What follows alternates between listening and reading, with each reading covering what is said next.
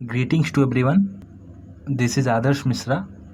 इस सीरीज़ में हम पार्ट 8 तक कवर कर चुके हैं और यह पार्ट 9 है। तो आइए शुरुआत करते हैं।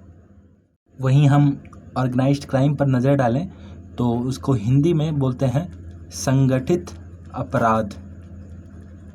तो जाहिर सी बात है, ये नाम से ही पता चल रहा है कि कोई संगठन रहेगा, इसके पीछे कहीं ना कहीं कोई संगठन वर्क करेगा।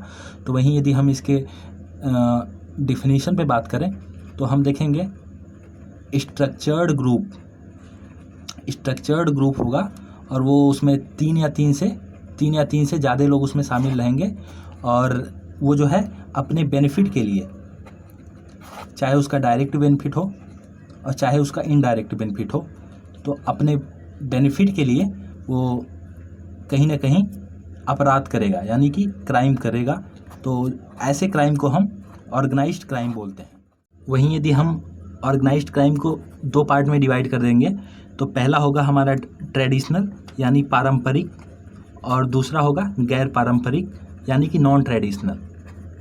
तो ट्रेडिशनल से क्या मतलब है कि कहीं ना कहीं ये प्राचीन यानी एंशियंट को जोड़ के हम देख सकते हैं, वो कहीं ना कहीं हम थोड़ा सा पुराने चीज़ों से जोड़ के देख सकते हैं कि मतलब ये घटना कोई नई नहीं है और ये पहले से भी होती आ रही है। तो यदि हम इसमें देखें तो बैटिंग और गैम्बलिंग की बात कर सकते हैं, जुआ और शर्त की। तो हम देखेंगे महाभारत काल में भी जो है, तो कहीं ना कहीं वो जो पांडव थे और उन्होंने शर्त लगाया था, जुआ में हार गए थे। तो ये सारी चीज़ें पुरानी परंपरा है, तो कहीं ना कहीं चली आ रही हैं। वहीं यदि इसमें और नज़र डालें तो हम देखेंगे इलिसिट लीकर ट्रेड, अवैध जो शराब का व्यापार होता है। जैसे मान लीजिए कोई स्टेट है, वहाँ पे जो शराब है उसकी बिक्री को रोक लिया गया है। जैसे हम बिहार को ही ले लें तो बिहार में भी अब ऐसा तो है नहीं कि वहाँ पे जो लीकर है वो लोग यूज नहीं करेंगे, अल्कोहलिक तो लोग यूज करेंगे ही करेंगे। तो उसका जो अवैध व्यापार होगा वो कहीं ना कहीं इंटरनल सिक्योरिटी को नुकसान करेगा। और जैसे कि यदि हम देखें कि जो हमारा अल्कोहल है तो वो कहीं ना कहीं यदि उस पर जो यदि अलग से कहीं वो इलीगल मतलब उसकी सप्लाई होगी तो जो गवर्नमेंट का रेवेन्यू है वो कहीं ना कहीं इफेक्ट आएगा। तो ये सारी चीज़ें हैं, इन सारी चीज़ों से जोड़ के आप देख सकते हैं। तो और हम यदि बात करें तो इसमें आ जाएगा आपका किडनैपिंग आ जाएगा, इसमें किडनैपिंग आ जाएगा और एक्सटॉर्शन आ जाएगा, ये सारी चीज़ें आ जाएंगी। और जैसे कि कॉन्ट्रैक्ट किलिंग की बात करें तो जो सुपारी उपारी लेके मारने का काम करते हैं, तो ये सारी चीज़ें पहले थी, आप मूवी में देखेंगे तो ये सारी चीज़ें आपको मिल जाएंगी। और यदि हम देखें कि जो है माफिया लोग थे, चाहे वो ज़मीन के माफिया हो चाहे बालू खनन के माफिया लोग हों, तो ये सारी चीज़ें हम देखेंगे। और सबसे देखेंगे रॉबरी भी पहले थी, लोग जो है अमीर लोगों को लूट लेते थे। तो ऐसी ये सारी चीज़ें होती थी। तो इसमें कोई ये सारी चीज़ें हमारी ट्रेडिशनल में आ जाएंगी। वहीं यदि हम इसको देखें जो हमारा नॉन ट्रेडिशनल ऑर्गेनाइज्ड क्राइम है, तो इस पे जब हम देखेंगे तो इसमें हम देख सकते हैं कि जो FICN है, जो इंडियन करेंसी नोट्स है, जो फेक इंडियन करेंसी नोट है, और इसमें हम बात करें तो हमारा आ जाएगा हवाला ट्रांजैक्शन जो है। तो ये सारी चीज़ें हैं। और जैसे साइबर क्राइम है, तो जो सबसे डेंजरस खतरा है इसकी हम बात करें, साइबर क्राइम है, तो आपका देखेंगे मनी लॉन्ड्रिंग है। तो ये सारी चीज़ें हैं, काले धन को जैसे मतलब वैध बनाना, ये सारी चीज़ें हैं। और फिर हम ड्रग्स की बात करें, स्मगलिंग करें, ड्रग्स स्मगलिंग, आर्म्स की बात करें, हथियार की, तो ये सारी चीज़ें यदि कहीं ना कहीं होंगी तो ये हमारे इंटरनल सिक्योरिटी के लिए एक बहुत ही मेजर चैलेंज है। तो यदि हम बात करें जो आर्म्स की है, यदि इसकी स्मगलिंग होगी तो हमारा जो इंसर्जेंसी है उसको बढ़ावा मिलेगा, और जो हमारा नॉर्थ ईस्ट का पार्ट है वहाँ सारी दिक्कतें हो जाएंगी। और जो अशांति फैलाने में ये सारे कहीं ना कहीं एक तरीके का आतंकवाद से यदि हम जोड़ के देखें तो ये सब सारी चीज़ें हमारे लिए एक खतरा है और चुनौती भी है। वहीं यदि हम बेसिक देखें कि ऑर्गेनाइज्ड क्राइम और आतंकवाद में क्या क्या डिफरेंस है, तो हम देखेंगे जो आतंकवाद है वो कहीं ना कहीं डर का माहौल जनरेट करता है। इसका जो मेन मोटो होता है वो आतंक फैलाना, और ये मतलब गवर्नमेंट के खिलाफ भी हो सकता है या किसी के खिलाफ हो सकता है। और ये सारी चीज़ें, इसका मेन मकसद होता है दहशत फैलाना, इसका मेन मकसद होता है। जबकि ऑर्गेनाइज्ड क्राइम का ये मकसद नहीं होता है, ये सिर्फ और सिर्फ अपने बेनिफिट के लिए वर्क करते हैं। चाहे वो उनका फाइनेंशियल बेनिफिट हो, वहीं हम बात करें मटेरियल बेनिफिट हो या उनका पर्सनल बेनिफिट हो, तो ये सारी चीज़ें हैं। और ऑर्गेनाइज्ड क्राइम भी एक प्रकार का, आप यदि दोनों को जोड़ के देखें कहीं ना कहीं दोनों में सिमिलरिटी है। और जो आतंकवाद है, आतंकवाद जो है वो सपोर्ट लेता है, आतंकवाद सपोर्ट लेता है किसका, ऑर्गेनाइज्ड क्राइम का, अपने फाइनेंशियल हेल्प के लिए, फाइनेंशियल जो उसका मनी सप्लाई की हेल्प के लिए ऑर्गेनाइज्ड क्राइम का एक हेल्प लेता है। कौन? आतंकवाद। वहीं यदि हम ऑर्गेनाइज्ड क्राइम के मेजर टाइप पर बात करें तो जैसे हम देखेंगे कि नारकोटिक्स ट्रैफिकिंग है, जो नशीला पदार्थ है, चाहे वो ड्रग्स हो, चाहे वो अल्कोहल हो, ठीक है, वो कोई भी चीज़ हो जो नशीला है, वो हमारे यूथ को डिस्टर्ब करेगा और कहीं ना कहीं जो है परिवार में जो अशांति का माहौल जनरेट करेगा। तो यदि ये सारी चीज़ें होती हैं, यदि परिवार में अशांति होता है तो जाहिर सी बात है कि सुसाइड वगैरह जैसी चीज़ें हो सकती हैं, या फिर कह सकते हैं कि मतलब एक तरीके से कुछ भी हो सकता है। और जैसे लूट पीट, मतलब हत्या, ये सारी चीज़ें होंगी। यदि ये सारी चीज़ें होंगी तो कहीं ना कहीं जो है हमारा जो डिस्ट्रिक्ट लेवल है वो डिस्टर्ब होगा, और जब डिस्ट्रिक्ट डिस्टर्ब होगा तो कहीं ना कहीं स्टेट डिस्टर्ब होगा। तो इसका डायरेक्ट लिंकअप जो है आप बोल सकते हैं कि इंटरनल सिक्योरिटी से कहीं ना कहीं है। और हम देखेंगे तो हमारा ह्यूमन स्मगलिंग है, ठीक है। तो ये सारी चीज़ें हैं कि जैसे कुछ लोग क्या करते हैं, जो रोहिंग्या हैं, वो जो दलाल होते हैं वो मीडिएटर में उनको लाके यहाँ पे मतलब बसा देते हैं। तो ये सारी चीज़ें हैं, कहीं ना कहीं लोगों का एक सर्किल वर्क करता है पैसे के लिए। तो ये सारी चीज़ें हैं और ये एक दिक्कत खड़ी कर देती है हमारी इंटरनल सिक्योरिटी के लिए। और सबसे जो मेजर चैलेंज है वो फेक करेंसी की हम बात करें तो फेक करेंसी पे ये नज़र डालें तो हम देखेंगे कि जो फेक करेंसी है वो किस प्रकार से डिस्टर्ब करता है। यदि हम मान लें, सपोज करें कि कोई एक गरीब घर का एक कोई गरीब आदमी है, जो एक रिक्शा चालक को हम ले लें, एक रिक्शा चालक की बात करें तो यदि एक रिक्शा चालक है वो दिन भर में 200 रुपये अर्न कर रहा है, 200 रुपये अर्न कर रहा है अपनी मेहनत से, और उसे जो है फेक करेंसी यानी कि 200 रुपये का नोट कहीं से फेक मिल गया। तो यदि उसको फेक नोट मिल गया तो कहीं ना कहीं उसकी जो इकोनॉमी है वो पूरी डिस्टर्ब हो जाएगी सेम डे के लिए। अलग बात है कि अगले दिन फिर मेहनत करेगा, फिर 200 कमाएगा, तो ये सारी चीज़ें अलग है, लेकिन कहीं ना कहीं ये सब एक फैक्टर वर्क करता है।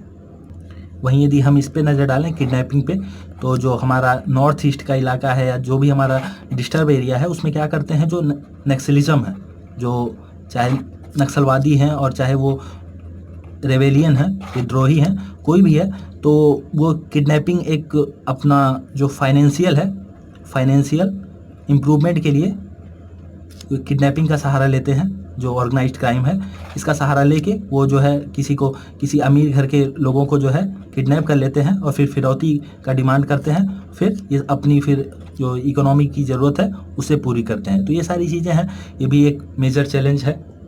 और यदि इसी में हम बात करें तो देखेंगे कि जो ट्रेडिंग है ह्यूमन बॉडी पार्ट्स की, तो जैसे क्या है कि जो लोगों को किडनैप करके जो है उनकी किडनी वगैरह निकाल ली जाती है, फिर उनके मतलब बॉडी पार्ट को बेचा जाता है, सेल किया जाता है पैसों के लिए। तो ये सारी चीज़ें भी हैं और ये भी एक क्राइम है और इंटरनल सिक्योरिटी को डिस्टर्ब करने का काम करती है।